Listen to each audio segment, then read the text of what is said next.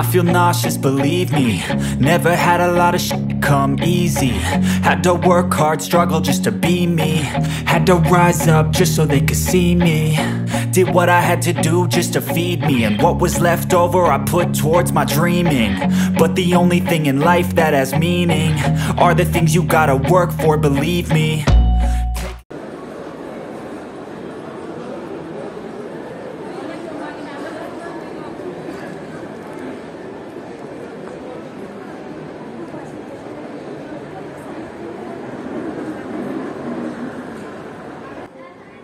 دوستان عزیزم سلام، امیدوارم که حالتون مثل همیشه خوب و عالی باشه.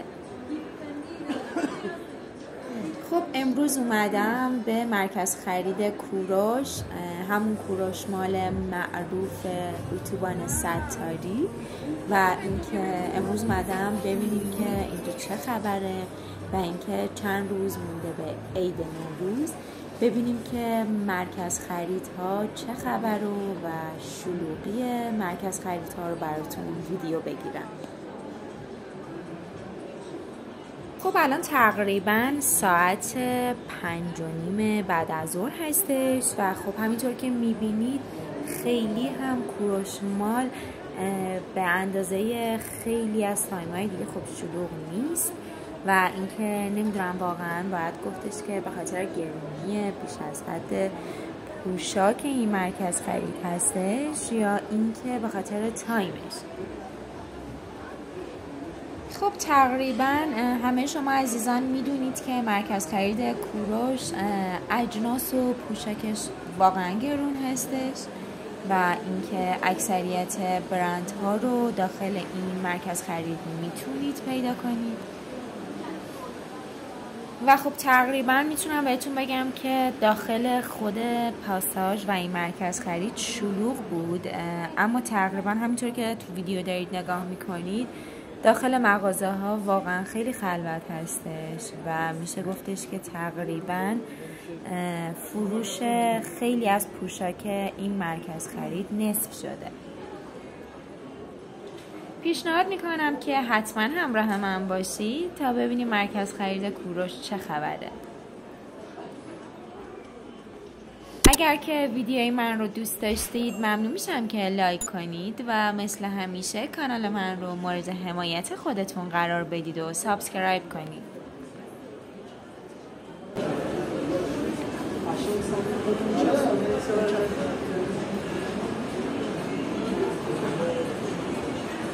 آره بلدی؟